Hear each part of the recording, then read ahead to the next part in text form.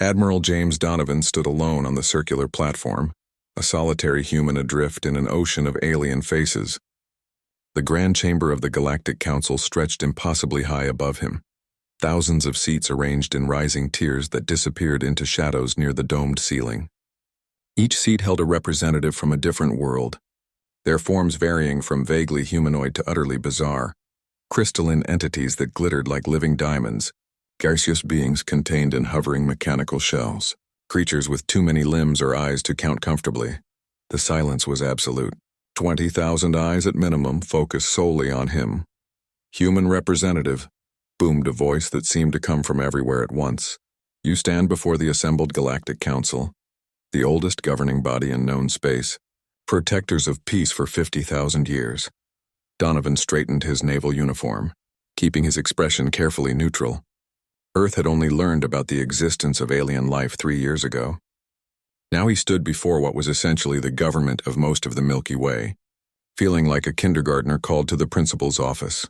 7 figures sat on an elevated platform directly before him, the High Counselors, each from one of the founding species of this massive interstellar union. Their seats formed a half-circle, with the central position occupied by a being that appeared almost elderly despite its alien features. Gray skin stretched over an elongated skull, 4 arms folded serenely and eyes that seemed to contain galaxies. I am Zorlax, first voice of the council, the central figure announced. For 10,000 cycles I have served as arbiter of interspecies disputes. In all that time no species has caused such concern in so short a period as humanity. Holographic displays flickered to life around the chamber, showing scenes from battles across different star systems. Donovan recognized some of them. Conflicts that Earth's governments had authorized military advisors to assist with, officially as observers. The unofficial truth was more complicated. In less than 3 orbital cycles of your world, continued a different counselor, a being composed of what looked like liquid metal. Humans have participated in 5 major conflicts. Each time, your involvement drastically altered the expected outcome. The displays shifted to show human soldiers fighting alongside insectoid aliens against reptilian forces. Human engineers converting mining equipment into devastating weapons. Human strategists directing fleet movements that resulted in the defeat of technologically superior enemies. The Rolari Dex conflict was projected to last 17 cycles with Dex victory at 89% probability, stated another counselor, this one appearing as a floating collection of luminous tentacles. After human involvement on the Rolari side, the war ended in less than 1 cycle. The Dex surrendered unconditionally. The metal-like counselor's surface rippled. Similarly, the mech hegemony had a technological advantage of 2.7 development levels over the Juraxian Alliance. Yet, with only 28 human advisors, the Alliance achieved victory in what our analysts had calculated as a mathematically impossible scenario. Donovan remained silent. What could he say? That humanity had been trying to establish itself as useful to the galactic community. That Earth's governments had jumped at the chance to gain alien technology and protection in exchange for helping with minor regional disputes? The central counselor, Zorlax, leaned forward. We have studied your species intensively since these events began. Your historical records show a species constantly at war with itself. You developed nuclear weapons before achieving reliable space travel. Your entertainment glorifies conflict. By all predictive models, humanity should have destroyed itself centuries ago. Murmurs rippled through the chamber. Donovan fought to keep his face impassive. And yet, Zorlax continued, you survived, not through peace but through innovation born of conflict. Your adaptive capacity exceeds any species we have encountered in thousands of cycles. The displays changed again, showing the aftermath of the conflicts. Humans helping rebuild devastated alien cities, treating wounded of all species, establishing new systems of governance in former war zones. More concerning than your combat effectiveness, said the tentacled counselor, is your ability to change those you fight alongside. Species with rigid hierarchical structures for millions of years have begun adopting human organizational models. Military doctrines unchanged for centuries are being abandoned for human tactical approaches. You are not merely winning conflicts, you are transforming civilizations. Donovan finally spoke, his voice steady. With respect, counselors, humanity did not seek these conflicts. We were approached by representatives of your member species, who told us the Council could not or would not intervene in their disputes. They came to Earth seeking help. And that, Zorlak said softly, is precisely the problem. New holograms appeared, intercepted communications between dozens of species, all discussing plans to recruit humans for various conflicts brewing across the galaxy. This chamber is not a tribunal to judge humanity's actions, Admiral Donovan. It is an emergency session called to address an unprecedented situation. The chamber darkened dramatically, leaving only the central platform illuminated. Zorlax rose from his seat, all four arms extending outward in what Donovan's briefings had told him was a gesture of utmost formality. By unanimous decision of the 7 and majority vote of the full council, we issue this declaration. The species known as humanity is hereby classified as a transformative influence. All member civilizations are warned. Do not involve humans in your conflicts. Donovan blinked in surprise. You're protecting us? A sound like quiet laughter came from several of the counselors. No, Admiral, Zorlax responded. We are protecting them from you. The hologram shifted again, displaying statistical models and probability cascades that Donovan couldn't begin to comprehend. Our predictive engines show that continued unregulated human involvement in galactic conflicts will destabilize power structures maintained for thousands of cycles. The adaptations you inspire spread beyond their original context. Your improvisational approach to warfare makes conflicts unpredictable, and the Council exists to ensure predictability. Another counselor spoke up, this one resembling something like a massive feathered serpent. What truly concerns us, human, is that you achieve these results without advanced technology.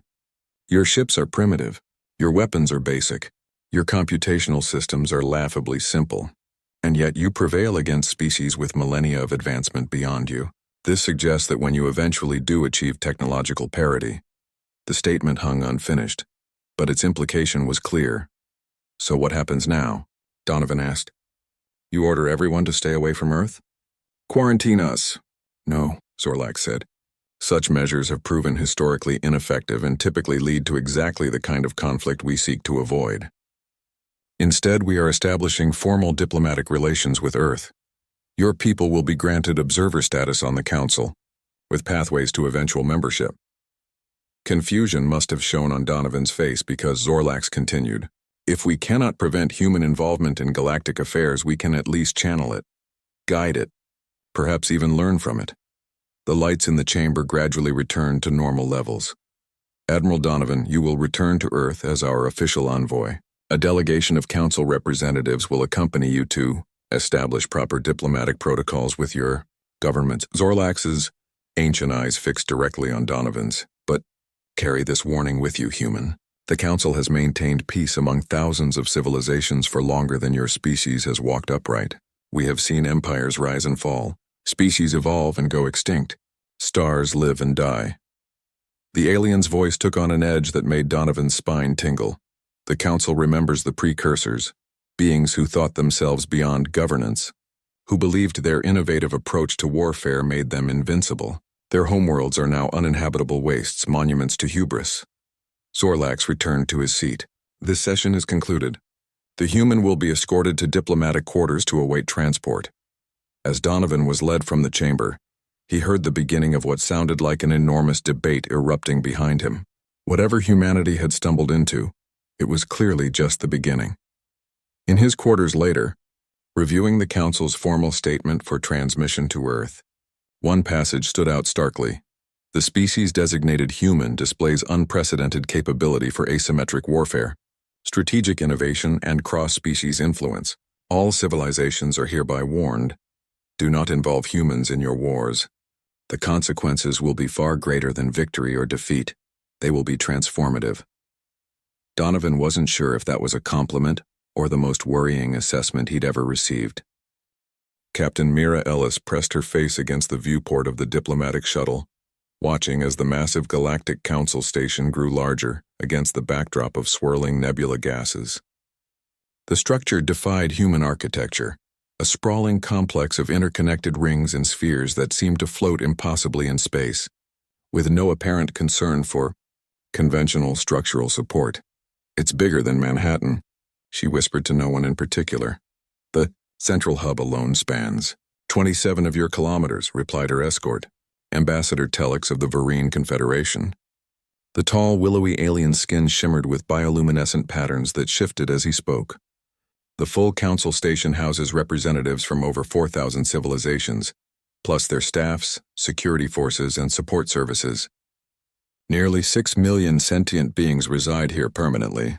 Ellis turned from the viewport, straightening her dress uniform. 6 months had passed since Admiral Donovan's historic appearance before the Council and the subsequent diplomatic agreement with Earth. Now she led the first official human delegation, a team of diplomats, scientists, and military observers coming to understand humanity's new place in a very crowded galaxy, and they're all waiting to see what the primitive humans will do next, she said with a tight smile. Telex's skin flashed patterns that Ellis had learned, indicated diplomatic discomfort. "Not primitive, Captain. Unpredictable. There's a significant difference." The shuttle docked with a barely perceptible shudder. As the airlock cycled, Ellis addressed her team one final time. "Remember the briefing. Follow protocol. Don't volunteer information about Earth's military capabilities. And above all, don't agree to anything without clearing it through command first." The airlock door slid open to reveal a reception area filled with aliens of a dozen different species. At their center stood a figure Ellis recognized from briefings, Counselor Zhen, one of the junior members of the High Council, representing a species called the Andari. Her roughly humanoid form was covered in fine scales that changed color slightly as the humans entered. "Welcome to Harmony Station," Zhen greeted them in perfect English. "I trust your journey was comfortable?" Ellis stepped forward. "Yes, Counselor. On behalf of Earth, we thank you for this opportunity." Zhen's scales shifted to a deeper blue. "Opportunity. An interesting choice of words, Captain Ellis. Please follow me. There is much to discuss." The delegation was led through corridors of impossible grandeur. Gravity seemed to shift subtly between sections, accommodating the needs of different species. Walls displayed what appeared to be windows, looking out onto thousands of different worlds, though Ellis realized they must be transmissions from across the galaxy. They entered a circular chamber with a table that reconfigured itself as they approached, forming seats appropriate for human physiology.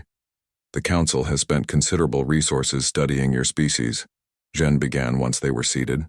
"We find ourselves in an unusual position. Typically, pre-FTL civilizations are monitored from a distance until they achieve faster-than-light travel on their own. Your case is exceptional." "Because other species contacted us first," Ellis noted. "Precisely.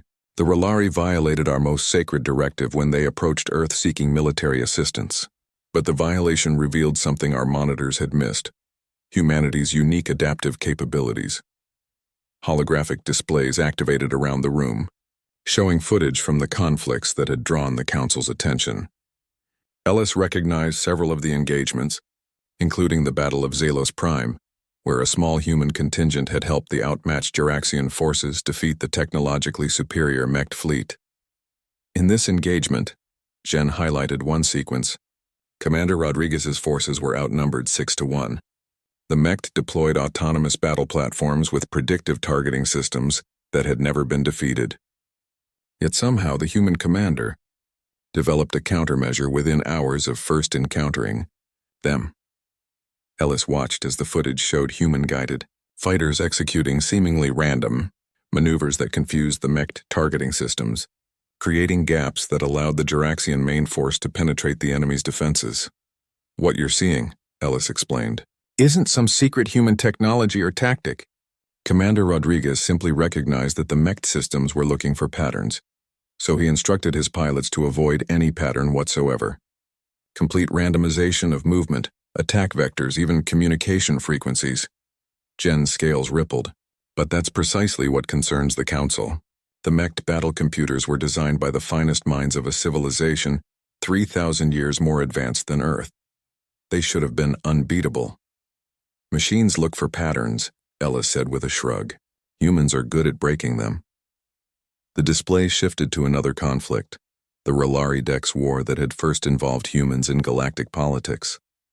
The footage showed a human engineering team led by Dr. Marcus Wells, converting R'hllari atmospheric processors into a weapon that neutralized the Dex combat exoskeletons, forcing their immediate surrender.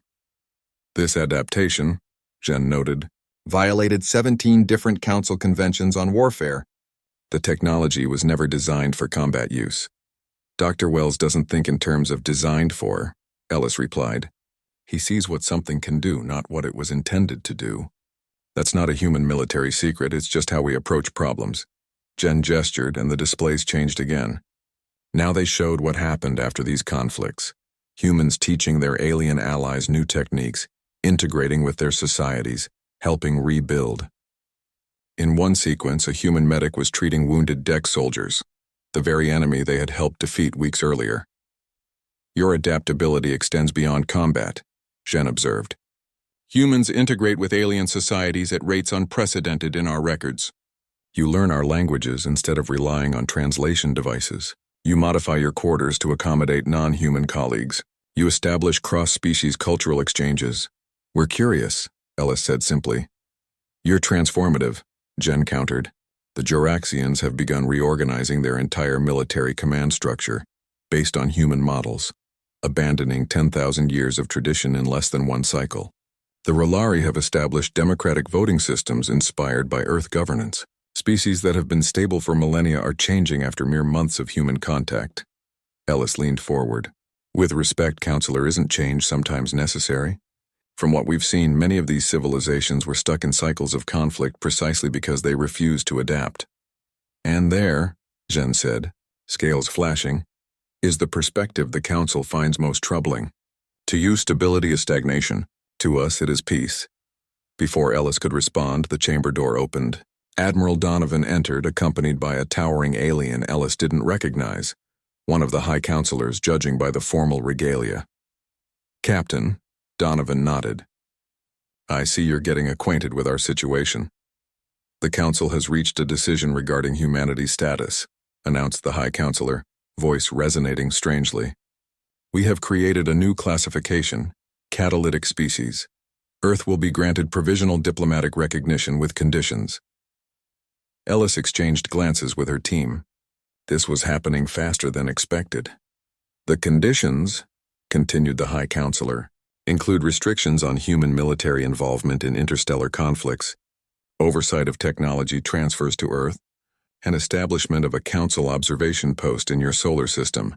That sounds a lot like supervision, Ellis noted carefully.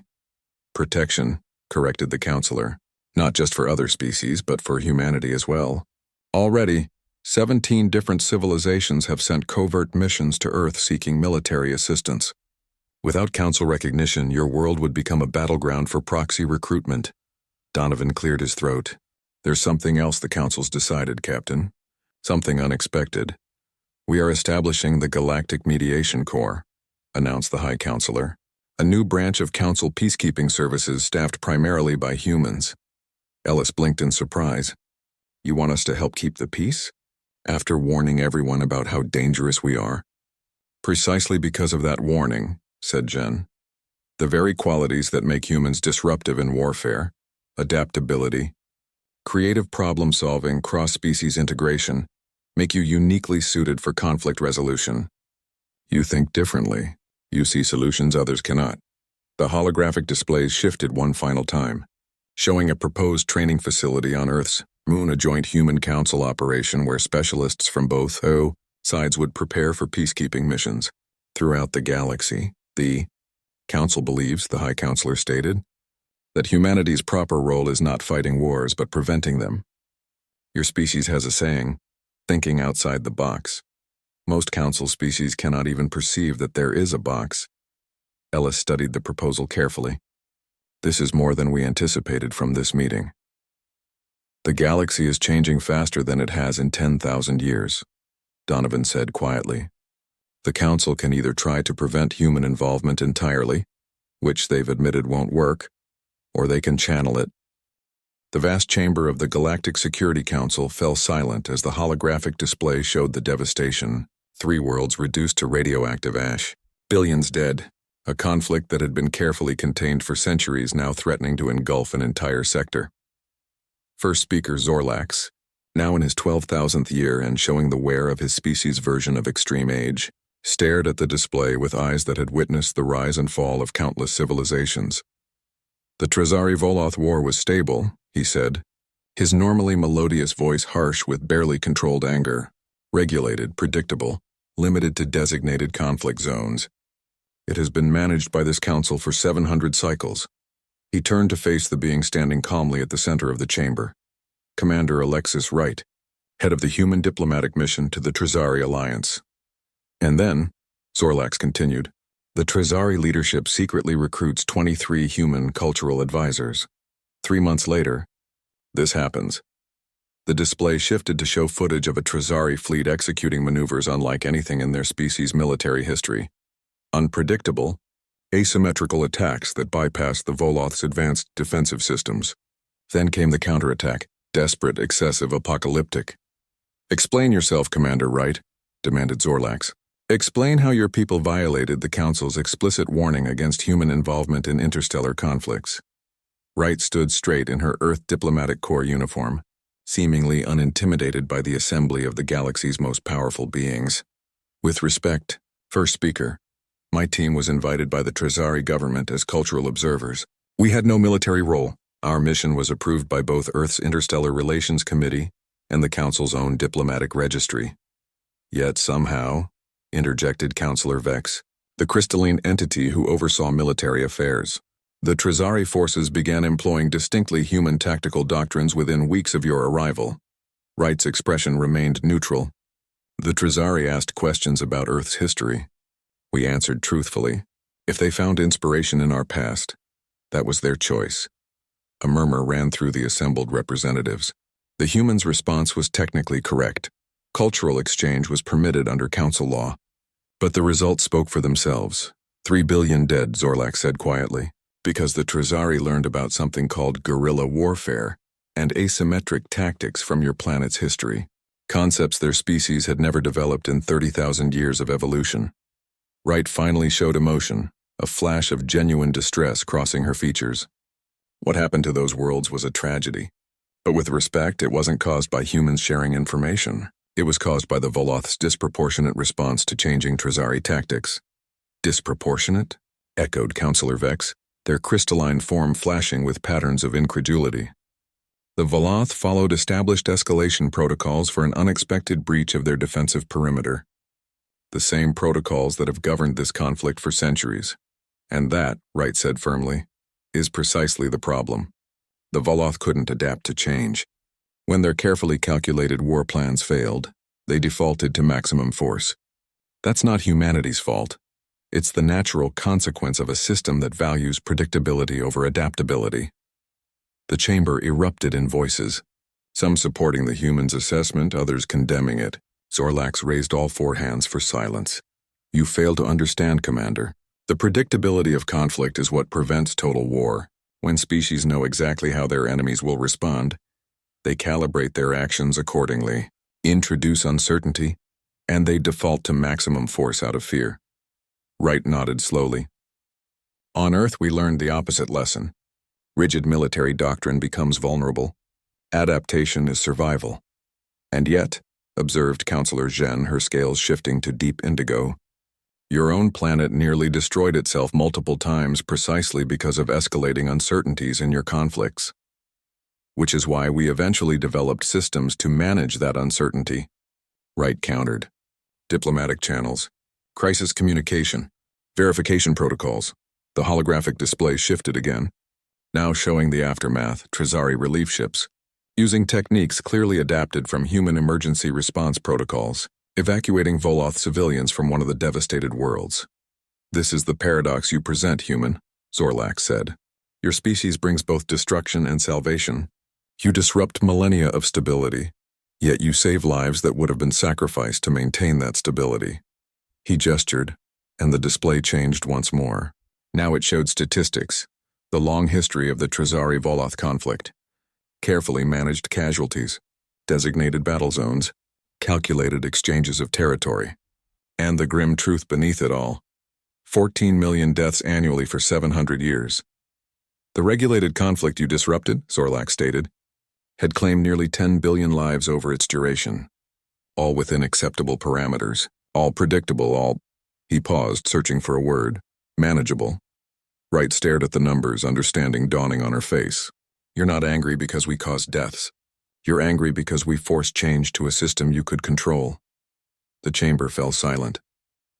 The Galactic Council has maintained peace for 50,000 years, Zorlak said eventually, not by eliminating conflict but by containing it, making it predictable.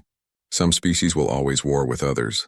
The goal was never to stop them, merely to ensure their wars did not threaten galactic stability. And then humans arrived, Wright said softly.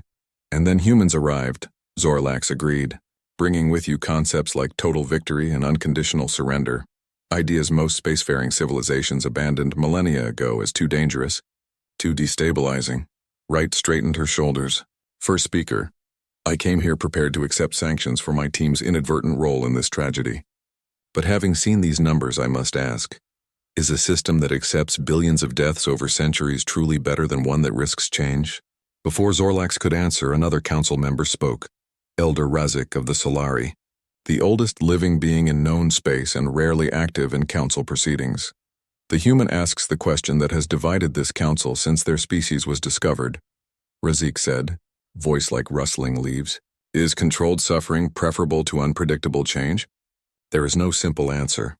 The ancient being turned his gaze to Wright. But know this, human. The warning against your involvement in galactic conflicts was never merely about preventing military disruption. It was about protecting the very fabric of our interstellar society.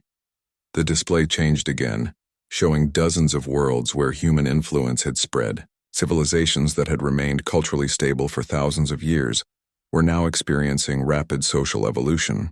Political systems were being questioned, hierarchies challenged, technologies repurposed.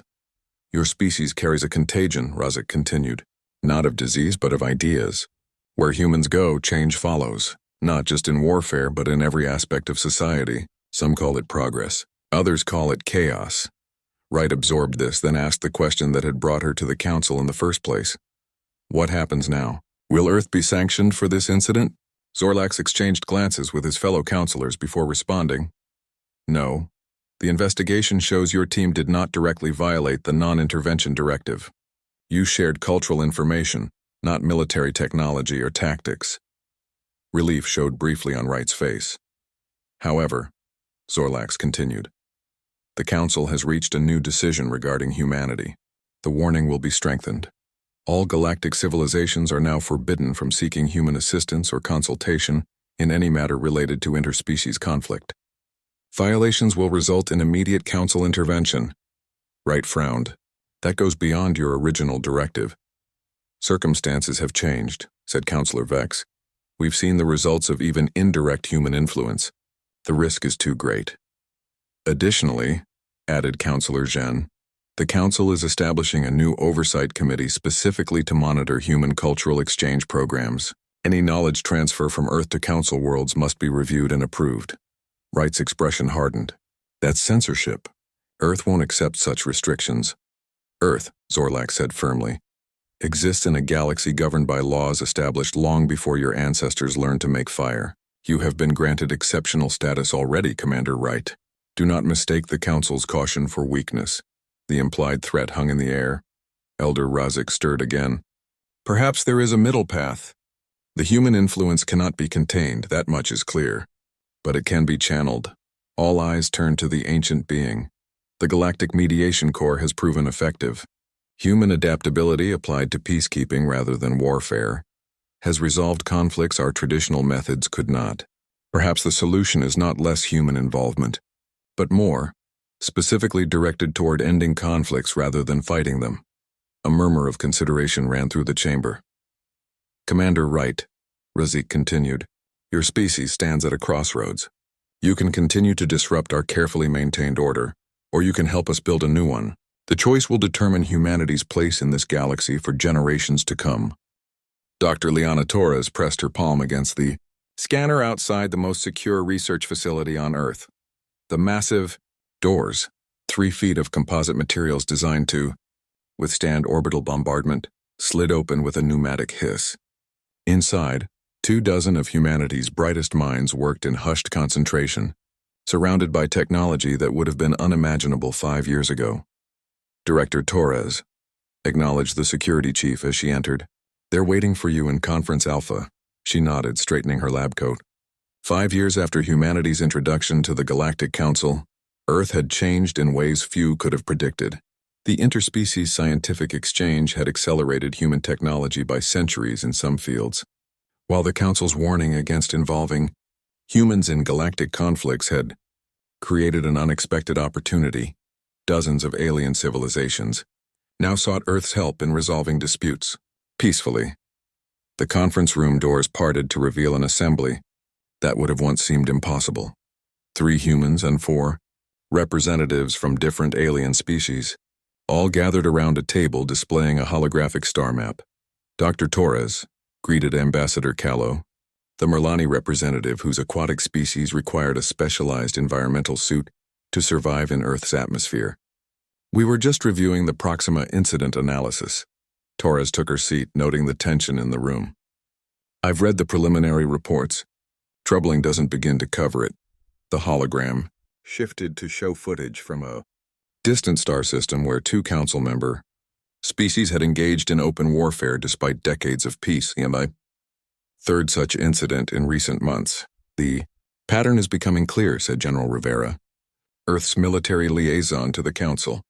"These aren't isolated incidents. Someone is deliberately circumventing the Council's warning about human involvement." Ambassador Thel, a towering insectoid from the Clavari hive, clicked his mandibles in agitation. "Not just circumventing, weaponizing. The evidence suggests multiple factions are using the warning itself as a strategic element." The hologram changed again, displaying intercepted communications between military leaders of the warring factions in the Proxima system. "The Juraxian commander explicitly references human-inspired tactics here," Torres noted, highlighting a section of text. "But according to Council records, no humans have had contact with Juraxian military for over 2 years. That's what makes this so disturbing," said Dr. Malik, head of xenopsychology. "They're not actually using human advisors. They're using the idea of human advisors to manipulate their enemies' responses." Torres leaned forward, studying the battle footage more closely. "They're bluffing, making their opponents think they have human tactical support when they don't, which triggers overreactions," Rivera added grimly. "The Voloth disaster taught everyone what can happen when humans get involved in a conflict. Now some species are using that fear as a weapon." Ambassador Callow's environmental suit rippled, indicating distress. The Council's warning was meant to prevent destabilization. Instead, it's becoming a source of it. Torres glanced at the silent figure who had yet to speak, Observer Tavik, the Council's official representative to the Human Research Initiative. The Voloth diplomat had been watching the proceedings with the unnerving stillness characteristic of his ancient species. "You've been quiet, Observer," Torres noted. The Council must have anticipated this possibility when they issued the warning. Tavik's multifaceted eyes shifted slightly. "The Council anticipates many possibilities, Director Torres. Few of them involve humans finding yet another way to disrupt galactic stability without actually violating any directives." Despite the gravity of the situation, Torres couldn't help a small smile. "Technically, this isn't our doing, isn't it?" Tavik countered. "The very concept that human military thinking is so transformative that merely suspecting its presence alters strategic calculations. That comes directly from your species' impact." The hologram shifted again, now displaying a statistical analysis of recent conflicts across Council space. Red markers indicated disputes where human involvement had been claimed or suspected. 27 incidents in the past standard year, Rivera noted. And in 16 of those, we've confirmed no actual human presence or consultation. Just the rumor of it was enough to escalate routine disputes into open warfare. Torres studied the data, a hypothesis forming. It's weaponized uncertainty. For species accustomed to predictable conflict patterns, even the possibility of human unpredictability becomes destabilizing. Tavik inclined his head slightly. The Council's analysts have reached a similar conclusion. "Which is why I am authorized to share this with you," he gestured, and the hologram changed to display an official Council directive, its complex authentication markers confirming its legitimacy. "The warning is being adjusted," Tavik explained. Torres scanned the document quickly, her eyes widening. "This is more than an adjustment. This is a complete reversal of policy." "Not reversal," Tavik corrected. "Evolution." The new directive was clear.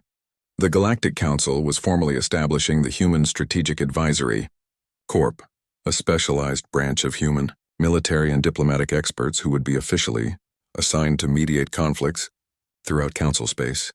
You're not just allowing human involvement in conflicts, Torres said, amazed. You're institutionalizing it, standardizing it.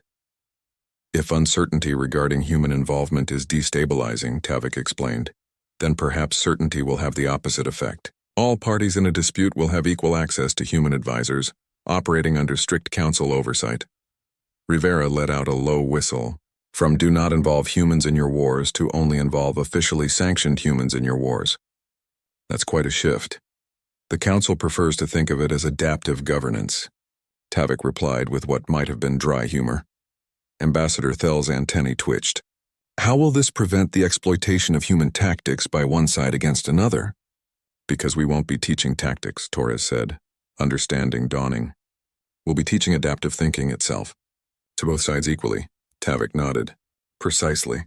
If all parties develop similar capabilities for strategic innovation, the advantage of unpredictability diminishes, balance is restored but at a higher level of complexity. Torres leaned back, considering the implications. The Council is essentially inoculating galactic civilization against human disruptiveness by exposing everyone to controlled doses of it. A medical analogy is apt, Tavik acknowledged, though some on the Council prefer to think of it as controlled cultural evolution rather than treatment for a disease. The hologram shifted one final time, showing the proposed structure for the new Human Strategic Advisory Corps, hundreds of specialist positions across dozens of disciplines, all designed to integrate human adaptive thinking into the rigid structures of galactic civilization. This will require thousands of qualified humans, Torres noted. People with military background but diplomatic sensibilities, strategic thinkers who understand alien psychology. Earth's governments have already agreed in principle, Rivera said. The training program begins next month. We'll start with veteran officers from peacekeeping missions, diplomatic corps personnel with crisis experience, and specialists in cross-cultural negotiation. Torres studied the faces around the table, human and alien alike, all united in an effort to transform the very nature of conflict in the galaxy. 5 years ago, the Council warned everyone to keep humans out of their wars because we were too disruptive, she said. Now they want to use that disruption deliberately. I can't decide if that's brilliant adaptation or desperate gamble. Perhaps both, Tavik said quietly. The Council has maintained peace among thousands of civilizations for 50 millennia by controlling the nature of conflict. Your species made that control impossible. Now we must either find a new form of stability that accommodates human unpredictability or watch the old order collapse entirely. Torres felt the weight of his words, the recognition that humanity had fundamentally altered the course of galactic civilization simply by existing. By thinking differently, the warning served its purpose, Tavik continued. It marked humanity as exceptional, a species whose approach to warfare was so transformative that it required special attention. Now that exceptionalism becomes the foundation for a new approach to galactic peace. And if it fails? Torres asked. Tavik's ancient eyes fixed on hers. Then we will have learned what many species have discovered throughout history, that attempting to contain human influence often accelerates it. Better to guide the river than try to dam it. As the meeting continued into technical details of implementation, Torres found herself reflecting on humanity's strange journey among the stars. They had arrived on the galactic stage as disruptors, catalysts for unpredictable change in systems built on predictability. The Council had first tried to limit their influence, then to channel it, and now, remarkably, to universalize it. The original warning still echoed, "Do not involve humans in your wars." But its meaning had transformed. What began as a caution against chaos was becoming an invitation to controlled evolution, a recognition that perhaps the galaxy's ancient stability had come at too high a cost, and that humanity's disruptive The Grand Chamber of the Galactic Council had never been this crowded in living memory. Representatives from all 4,000 member civilizations packed the tiered seating, with thousands more watching via holographic links from across the galaxy. Even species that had withdrawn from active council participation centuries ago had sent observers for this historic session. High Counselor Zorlax stood at the center of the chamber, his once powerful frame now bent with extreme age, yet his voice still carried the authority of 12,000 years of service. "We are gathered today to address the most significant challenge to galactic governance since the Sundering Wars," he began, the chamber falling instantly silent. 10 cycles have passed since humanity was discovered and brought into the interstellar community. 10 cycles that have transformed our civilization more profoundly than the previous 10,000. The massive holographic display above the chamber activated, showing a timeline of human involvement in galactic affairs. What began with the Council's famous warning, "Do not involve humans in your wars," had evolved into something no one had anticipated. Ambassador Michael Jang of Earth stood on the speaking platform, representing not just his planet, but the now renowned Human Strategic Advisory Corps. Over the past decade, the HSAC had grown from a controversial experiment into the most effective peacekeeping force the galaxy had ever known, resolving conflicts that had persisted for centuries. "The statistics speak for themselves," Zhang stated, gesturing to the data flowing across the display. The Trizari-Veloth conflict, active for 700 years, resolved. The Clavari-Durrani territorial dispute, dating back 2 millennia, settled with a sustainable sharing agreement.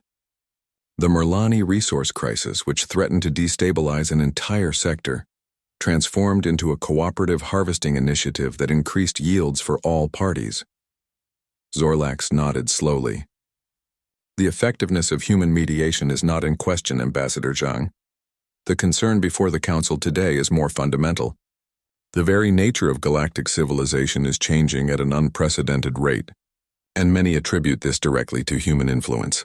The hologram shifted to show cultural and societal changes across dozens of worlds. Species that had maintained stable social structures for thousands or even millions of years were now evolving rapidly. Traditional hierarchies were being questioned, ancient customs reevaluated, technologies repurposed in ways their creators never imagined. Adaptive thinking, Zhang acknowledged. It spread far beyond conflict resolution. Once species learn to question traditional approaches in one area, they naturally begin applying that mindset to others. "Precisely the issue," rumbled Counselor Vex, the crystalline entity who had opposed human involvement from the beginning. "What began as a controlled introduction of human strategic concepts has become a galaxy-wide contagion of disruption. Stability that took millennia to establish is unraveling in a single generation." The chamber erupted in a cacophony of voices, some supporting Vex's assessment, others vehemently opposing it. Zorlax raised all 4 hands for silence. "Today we must decide whether to expand the Human Integration Initiative or begin scaling it back," Zorlax announced. "The Council is divided on this question. Before we vote, Ambassador Zhang will address the chamber one final time." Zhang stood tall, surveying the assembled representatives of civilizations older than human recorded history. The weight of the moment was not lost on him. "Honored counselors, distinguished representatives, 10 years ago, your august body issued a warning that has become famous throughout the galaxy. Do not involve humans in your wars. That warning recognized something about my species that we ourselves were only beginning to understand. That humans don't just fight differently, we think differently. We question assumptions, we improvise, we adapt." He gestured to the timeline still displayed above. "At first you saw this as dangerous, a disruption to carefully maintained balances of power. Then cautiously you began to channel our adaptive thinking toward resolving conflicts rather than winning them.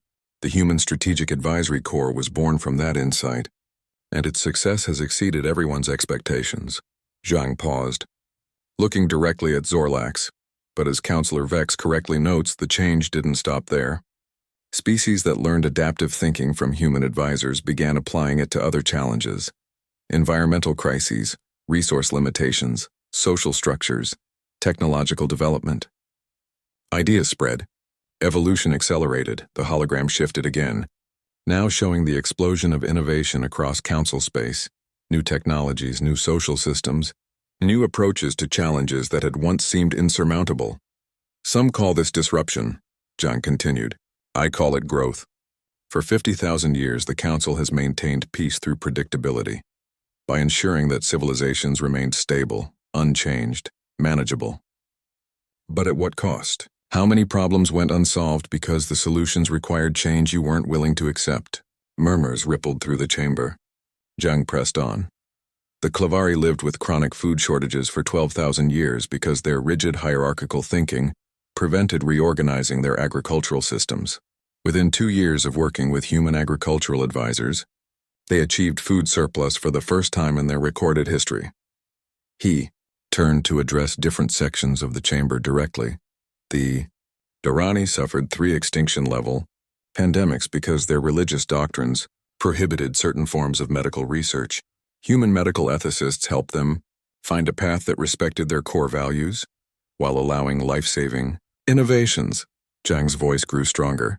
The Juraxian-Mech conflict persisted for 9,000 years, consuming trillions in resources and billions of lives. Because both sides were locked in strategic doctrines they couldn't question, human mediators helped them see alternatives neither had considered in millennia of warfare. Now he turned back to face the High Council directly. The warning was correct. When humans get involved, everything changes. But change isn't always destruction. Sometimes it's creation, sometimes it's growth. Sometimes it's finding solutions to problems so old they've come to seem normal. The chamber had fallen completely silent, thousands of alien representatives absorbing the humans' words. The question before you isn't really whether to expand or restrict human involvement in galactic affairs. It's whether your civilization is ready to embrace change as a constant, rather than an aberration. For humans, adaptation isn't just something we do in emergencies, it's how we exist. We evolved on a planet that demanded constant adaptation, and that shaped us into what we are. Zhang gestured to the display, which now showed Earth, a single blue world orbiting an unremarkable star in the galactic periphery. We're not special because we're smarter or stronger or more advanced. We're different because we never stop changing. While many of your civilizations reached a level of technology and social organization you considered optimal and then maintained it for millennia, humans kept experimenting, failing, learning, and growing. He smiled slightly. In many ways, we're developmental juveniles compared to your ancient cultures. But sometimes it takes a child to ask why things are done a certain way when everyone else has accepted, because that's how it's always been, as sufficient answer. Zorlak stirred, his ancient eyes fixed on the human. You argue eloquently, Ambassador Zhang, but you must understand our concern. The pace of change you bring threatens systems that have maintained peace for longer than your species has existed. If those systems fail before new ones are established, the resulting chaos could destroy civilizations. Zhang nodded respectfully. We understand that risk, High Counselor. It's why the Human Integration Initiative has proceeded so carefully, introducing adaptive thinking in measured doses, always with safeguards and oversight. We don't seek to demolish the foundations of galactic civilization, only to help it evolve. He spread his hands in a gesture of openness. The warning should stand. Human involvement does transform conflicts, societies, and thinking itself. But perhaps it's time to recognize that as an opportunity rather than a threat. Do not involve humans in your wars, but involve humans in your greatest challenges, the problems that have resisted traditional solutions for generations. The chamber remained silent for a long moment after Zhang finished speaking. Then slowly, Elder Razik of the Solari, the oldest living being in council space, rose from his seat. I have witnessed 17,000 years of galactic history, Razik said, his voice like rustling leaves. In that time I have seen civilizations rise and fall, technologies emerge and fade, borders expand and contract. But I have never seen change like that brought by humans. All eyes turned to the ancient being. When the Council first encountered humanity, we saw only the disruption they caused to our carefully maintained order. We failed to recognize a deeper truth. That order was not evolution but stasis. In our quest for stability, we had sacrificed growth. Razik's gaze swept the chamber. The HU